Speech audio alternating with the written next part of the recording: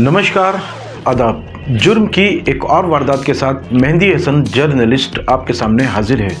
दोस्तों, जुर्म की जिस वारदात को आज हम आपके सामने पेश करने वाले हैं, रिश्तों को तार तार कर देने वाला पूरा मामला है। एक महिला जिसके पति की मौत बीमारी की वजह से कुछ महीने पहले हो गई थी।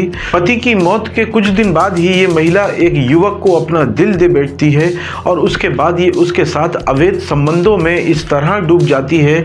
जब उसका आशिक उसकी 17 साल की बेटी की डिमांड करता है तो वो अपनी बेटी को भी उसके सामने परोस देती है। तो दोस्तों, कौन है ये कलयुगी माँ और कहाँ का है पूरा मामला, जानेंगे पूरी वारदात। जी हाँ, पूरी वारदात कर्नाटक के मैसूर की है। कर्नाटक के मैसूर में रहने वाला प्रेम अपनी पत्नी प्रतिमा के साथ रहता था।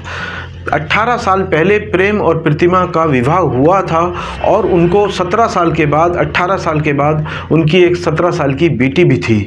हंसी और खुशी के साथ ज़िंदगी गुजर रही थी। प्रेम आर्थिक रूप से मजबूत था और उसने अपने घर में दुकानें भी बना रखी थी, किराएदार भी थे और बहुत सारे लोग वहाँ पे रहते भी थे और उससे किराया भी आता था। प्रेम और प्रतिमा और उनकी 17 साल की बेटी के साथ उनकी ज़िंदगी पूरी तरह से हंसी और खुशी के साथ और बहुत प्रेम के साथ गुजर रही थी।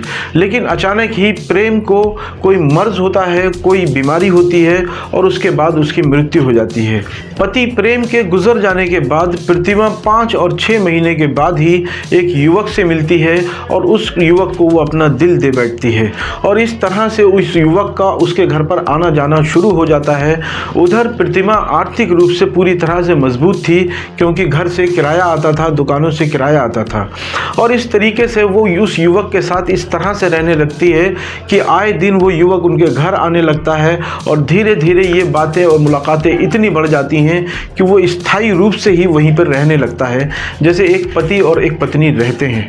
प्रतिमा जिस राकेश नाम के युवक के प्रेम में पूरी तरह से फंस चुकी थी और पूरी तरह से डूब चुकी थी, वो ये ख्वाब देखती थी कि उसके साथ राकेश शादी करेगा और इस तरह से राकेश और प्रतिमा लगातार वहीं पर रहते हैं, पति पत्नी की तरह रहते हैं और लगातार राकेश उसके साथ ये वादा करता है और समय यूं ही चलता रहता है, ना वो शादी करता है और वो लगातार उसके घर में ही बना रहता है। और इस तरह से जब 5-7 महीने गुजर जाते हैं तो वो वासना में डूबा हुआ युवक जिसका नाम राकेश था, उसका धीरे धीरे दिल प्रतिमा से भरने लगता है और एक समय ऐसा आता है कि वो प्रतिमा के बजाय उसकी बेटी जिसकी उम्र 17 साल की थी उसके साथ वो मिलने लगता है और बात करने लगता है। प्रतिमा जब राकेश से अपनी बेटी की बात बताती है, वो ये कहती है कि उसकी बेटी ने ये शिकायत की है, तो राकेश प्रतिमा के ऊपर बेहद नाराज़ होता है और उसको वो ये कहता है कि तुमने अगर मुझे इस तरह से मना किया तो आइंदा से मैं तुम्हारे घर पर नहीं आऊँगा।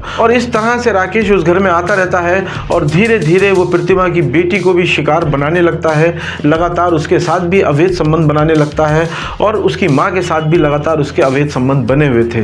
कुछ समय के बाद प्रतिमा की बेटी गर्भवती हो जाती है और उसके बाद जब वो उसकी माँ को ये बात बताती है तो उसकी माँ उसे बाहर जाने से और स्कूल जाने से रोक देती है और उसके बाद 8-9 महीने तक वो उसको घर में ही रखती है। उसके बाद उसको एक बेटी पैदा होती है और वो बेटी वो उसके घर में ही अपने रखती है।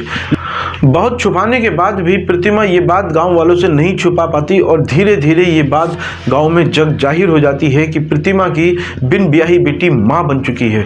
और इसके बाद गांव वाले पुलिस को फ़ोन करते हैं, पुलिस आती है, वो प्रतिमा से पूछती है और उसके आशिक राकेश से भी ये बात पूछती है और उसके बाद पूछताछ करने के बाद उनके ऊपर मुकदमा कायम करती है और दोनों को जेल भेज दिया जाता है। तो दोस्तों, जिस तरीके से आपने देखा कि एक माँ एक बेटे के लिए, चाहे एक बेटी के लिए एक बहुत बड़ा कवच होती है और बहुत बड़ी सुरक्षा होती है और उसके भविष्य की उज्जवल कामना करने वाली होती है, लेकिन ये माँ कैसी माँ थी जिसने अपने बेटी को अपने अवैध संबंधों की पूर्ति के लिए वासना की इस आग में ढकेल दिया। तो दोस्तों, क्या लगता है कि इसकी माँ को क्या सज़ा मिलनी चाहिए और वो जो राकेश नाम का वासना में शिकार आशिक था उसको भी क्या सज़ा मिलनी चाहिए, ये हमें कमेंट कर ज़रूर बताएं। और दोस्तों, जुर्म की ऐसी ही वारदातों के साथ लगातार मैं आपके सामने हाजिर होता हूँ और ये मकसद होता है, ये टारगेट होता है कि समाज सतर्क हो सके, समाज सावधान हो सके। दोस्तों, आप अगर हमसे बात करना चाहते हैं या आप अपने क्षेत्र की किसी घटना के बारे में हमें बताना चाहते हैं तो हमें कमेंट बॉक्स में कमेंट करें। शुक्रिया, धन्यवाद।